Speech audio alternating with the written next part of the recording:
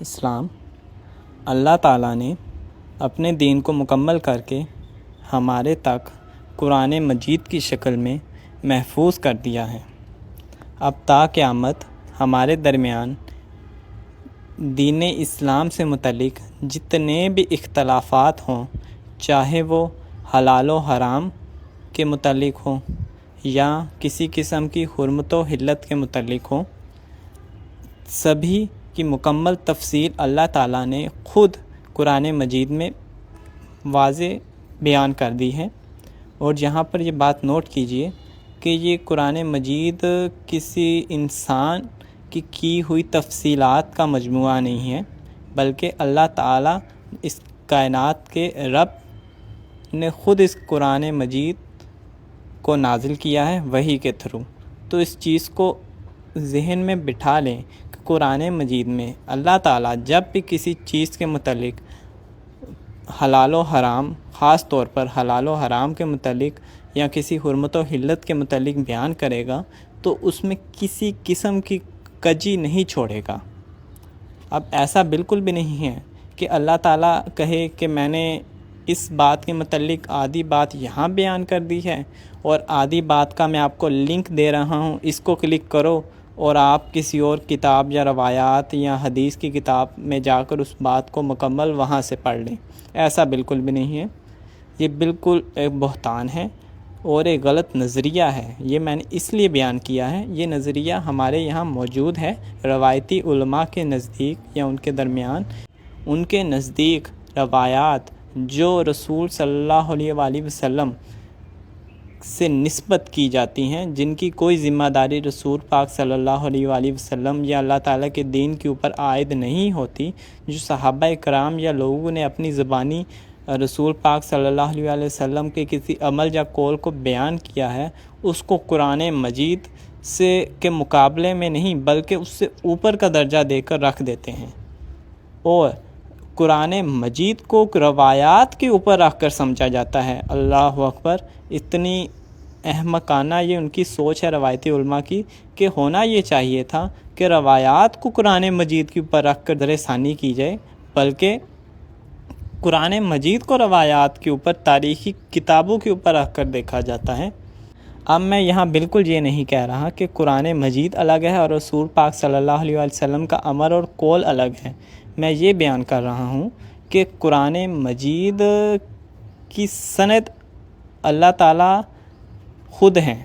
مطلب بات کہنے کا مطلب یہ ہے کہ قرآن مجید کی حفاظت اللہ تعالیٰ نے خود کی ہے، اس میں کسی قسم کی کجی یا کوتاہی نہیں ہے، جبکہ روایات رسول پاک صلی اللہ علیہ وسلم سے نسبت تو کی جاتی ہیں، لیکن وہ انسانوں کی بیان کردہ، آگے لوگوں نے ان کو بیان کیا ہے، اس کی کوئی ذمہ داری رسول پاک صلی اللہ علیہ وسلم کے اوپر عائد نہیں ہوتی۔ انبیاء کرام کبھی بھی قرآن سے کوئی ٹکرانے والی بات نہیں کرتے، وہ وہی بات کرتے ہیں جو قرآن نے کہی، اور نہ ہی کوئی ایکسٹرا بات کرتے ہیں۔ یہ بھی پوائنٹ نوٹ کیجئے، علماء کرام کا یہ نظریہ ہے کہ قرآن مجید میں کچھ بات بیان ہوتی ہے اور رسول پاک صلی اللہ علیہ وسلم اس سے ایکسٹرا کچھ بیان کر دیتے ہیں۔ یہ بھی غلط اور باطل نظریہ ہے۔ رسول پاک وہی بات بیان کرتے ہیں جو قرآن میں ہے، اس کو تفصیلاً یا قولاً بیان کرتے ہیں، اس میں سمجھنے میں یا دیکھنے میں غلطی کوتاہی ہو سکتی ہے، لیکن بات وہ وہی ہوتی ہے۔ اب ہم مین مدعے کی طرف آتے ہیں، سود کے بارے میں، کہ الزام لگایا گیا ہے کہ غامدی صاحب سود کے متعلق غلط بیانی کرتے ہیں۔ غامدی صاحب کہتے ہیں کہ سود صرف لینے والے پر لعنت ہے، دینے والے پر لعنت یا عذاب کی نوید نہیں سنائی گئی، جبکہ علماء کے نزدیک سود لینے اور دینے والے دونوں جہنمی ہیں۔ اب ہم میزان کی طرف آتے ہیں، تو یعنی قرآن مجید کی طرف۔ تو قرآن مجید میں سورۃ البقرہ کی آیت نمبر 275 سے لے کر 279 تک اللہ تعالیٰ نے سود کو کمپلیٹلی ڈسکس کیا ہے۔ تو جب آپ یہ آیات پڑھیں گے تو آپ یہاں پر دیکھیں گے کہ اللہ تعالیٰ نے صرف اور صرف سود لینے والے کا تذکرہ کیا ہے، یعنی اس کے خلاف ایکشن لیا ہے، سود دینے والے کے خلاف کوئی ایکشن نہیں لیا۔ تفصیلاً اللہ تعالیٰ نے یہاں پر سود کو بیان کر دیا ہے۔ تو اگر اللہ تعالیٰ نے سود دینے والے کے خلاف بھی ایکشن لینا ہوتا تو انہی آیات میں اللہ تعالیٰ ان کو اس کو بھی مینشن کرتے کہ سود دینے والا اور سود لینے والا دونوں برابر ہیں اور دونوں کے خلاف ہی ایکشن لیا جائے گا یا دونوں جہنمی ہیں، بلکہ ایسا بالکل بھی نہیں ہوا، کیونکہ سود جو دینے والا ہے وہ مظلوم ہے، وہ کسی مجبوری کے تحت قرض لے رہا ہے۔ اگر وہ کسی ایسے معاشرے میں ہے جہاں سودی کاروبار ہوتے ہیں تو اگر مجبوراً وہاں سے وہ قرض لے لیتا ہے سودی، تو اس کے خلاف ایکشن نہیں لیا جائے گا، وہ مظلوم ہے۔ جبکہ جو یہ کاروبار چلا رہے ہیں صرف اور صرف قرآن نے ان کو ہائی لائٹ کیا یا ان کے خلاف ایکشن لیا ہے کہ صرف اور صرف وہ جہنمی ہیں، ان کے خلاف ہی اللہ تعالیٰ نے سبھی اقدامات کیے ہیں کہ ان کو منع کیا ہے کہ آپ نے جتنا سود لے لیا ہے، آپ باقی جو سود رہ گیا اس کو چھوڑ دیں، اگر آپ وہ باقی سود بھی لیں گے، باز نہیں آئیں گے تو آپ کے خلاف ایکشن لیا جائے گا، آپ کے خلاف جنگ کی جائے گی۔ تو اللہ تعالیٰ نے صرف سود لینے والے کے خلاف ایکشن لیا ہے، تو ہمارے لیے تو قرآن ہی واضح ہے۔ اب ایسا بالکل بھی نہیں ہے کہ یہاں پر بھی قرآن نے آدھی بات کہی اور آدھی بات ہمیں اب رسول پاک کی زندگی یا ان کی روایات سے ہمیں ڈھونڈنی پڑیں گی، یہ بالکل باطل عقیدہ ہے، اس سے آپ اپنے دماغ کو پاک رکھیں۔ قرآن نے مکمل طور پر ایک یہاں پر قانون واضح کیا اور ایک حرمت بیان کی ہے حرام کی، حلال و حرام کی، کہ سود حرام ہے اور سود جو لے گا اس کے خلاف ایکشن لیا جائے گا۔ واضح ہو گیا یہاں تک؟ تو قرآن میں سود دینے والے کا کہیں بھی تذکرہ نہیں ہوا۔ اب ہم آتے ہیں علماء کرام کے آگے رائے کی طرف کہ وہ کہتے ہیں کہ روایت میں آتا ہے کہ رسول پاک نے سود لینے اور سود دینے پر دونوں پر لعنت فرمائی ہے۔ تو اب ہم اس روایت کی سائٹ پر آنے سے پہلے میں آپ کو ایک تھوڑا سا ایک ایکسٹرا نالج دوں جس سے آپ کو روایت کو سمجھنے میں آسانی ہوگی۔ وہ یہ ہے کہ سود صرف اور صرف آپ کے ذہن میں دو شخص کے درمیان لین دین نہیں ہے، بلکہ سود اس زمانے سے لے کر اس سے قدیم زمانے، اس سے پچھلے زمانے سے لے کر آج تک ایک پورا تجارتی یا ایک کاروباری سسٹم رہا ہے۔ لوگوں نے اس کو معیشت کا حصہ بنایا ہوا تھا، اس کے بنیاد پر بزنس کھڑے کیے ہوئے تھے۔ اس طرح بینک ہوتا ہے، جیسے بینک میں لوگوں کے وہاں ایک مینیجر ہوتا ہے، ایک کیشیئر ہوتا ہے، ایک اوپر ہیڈ ہوتا ہے، اندر ڈیفرنٹ ٹائپ جو ڈیوٹیز پرفارم کرنے کے لوگ ہوتے ہیں، بالکل اسی طرح رسول پاک کے زمانے میں بھی سود صرف کسی ایک یا دو شخص کے درمیان لین دین نہیں تھا، بلکہ وہ ایک سسٹم تھا۔ وہ اس طرح کہ لوگ اسپیشل ایک کاروبار سود کے اوپر بناتے، کوئی مالدار آدمی، پھر وہ ایک لوگ اپنے وہاں پر نوکری میں رکھتا جو سود لین دین کرنے کے لیے گاہک ڈھونڈتا۔ ایک تو یہ چیز نوٹ کریں، ایک آدمی گاہک ڈھونڈتا اور اس نے ساتھ ہی ایک اور آدمی رکھا ہوتا جو سارا حساب کتاب کرتا، نوٹ کرتا، اور ساتھ ہی اس نے پھر گواہ رکھے ہوتے کہ جو آدمی قرض لے رہا ہے، سودی قرض لے رہا ہے، ان کے لیے انہوں نے اسپیشل گواہ رکھے ہوتے جو سود کی ادائیگی کے وقت وہاں موجود ہوتے۔ تو یہ پورا سسٹم تھا۔ تو آپ کو یہاں تک ایک چیز واضح ہوگی۔ تو اب ہم آتے ہیں روایت کی طرف۔ روایت کیا کہتی ہیں؟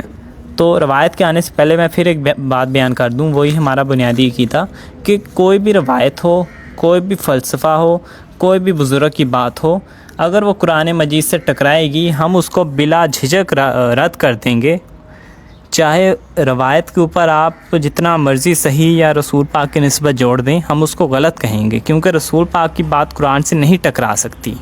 ٹھیک ہو گیا؟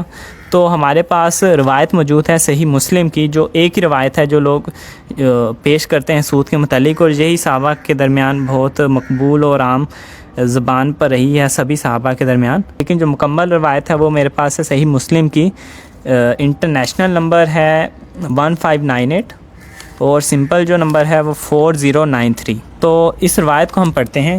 یہ روایت بالکل صحیح ہے۔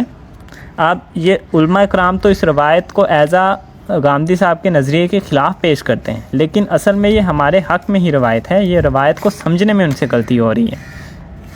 حضرت جابر رضی اللہ تعالیٰ عنہ بیان کرتے ہیں، قال لعن رسول اللہ، رسول صلی اللہ علیہ وسلم نے لعنت فرمائی ہے۔ لعنت فرمائی ہے، کس پر لعنت فرمائی ہے؟ آکل الربا، جو سود کھائے، مطلب سود کھانے والے پر لعنت ہے۔ آگے وموکلہ، اب یہاں پر یہ لفظ نوٹ کریں، لفظ یوز ہے وموکل، تو اب ہم اس پوری روایت کا ترجمہ کرتے ہیں۔ پہلے روایتی علماء کا ترجمہ کیا ہے، وہ اس آیت کو یوں پڑھتے ہیں کہ قال لعن رسول اللہ، کہ رسول صلی اللہ علیہ وسلم نے لعنت فرمائی ہے کس پر؟ سود لینے والے پر اور سود دینے والے پر، سود لینے اور دینے دونوں والے پر لعنت فرمائی ہے۔ تو یہاں سے پھر موکل کا ترجمہ ہو گیا دینے والا۔ تو یہاں سے پھر علماء کے نزدیک تو یہاں سے وہ مظلوم آدمی پھر نکل رہا ہے کہ وہ مظلوم آدمی جو سود کا قرض ادا کر رہا ہے، سودی قرض ادا کر رہا ہے، وہ بھی برابر کا مجرم ہے۔ تو اگر اس اینگل سے دیکھا جائے تو موکل کا ترجمہ سود دینے والا ہوتا ہے، جو وہ شخص ہے جو سود ادا کر رہا ہے، لیکن یہ اس کا اصل ترجمہ نہیں ہے۔ اس کا اصل ترجمہ اس طرح ہے کہ قال لعن رسول اللہ، رسول صلی اللہ علیہ وسلم نے لعنت فرمائی ہے آکل الربا، سود کھانے والے پر، و موکلہ اور سود کھلانے والے پر، سود کھانا اور کھلانے والے، یہ یہاں بات نوٹ کریں، سود کھلانے والے سے۔ اب یہاں کھلانے والے سے کون مراد ہے؟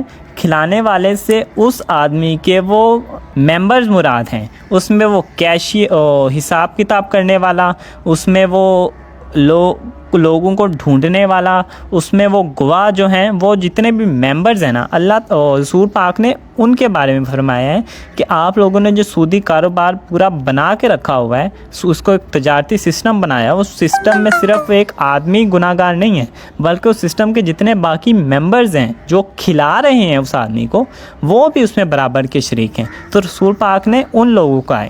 تو باقی اگر آپ روایت کو آگے پڑھیں تو اس سے مزید واضح ہو جاتا ہے وَقَاتِبَہُ، اور وہ جو نوٹ کرتا ہے، کاتب جو حساب کتاب نوٹ کرتا ہے، اس کو بھی کہا، پھر کہا وَالشَّاہِدَ، اور جو شاہد گواہ ہیں ان کے بارے میں بھی فرمایا رسول پاک نے۔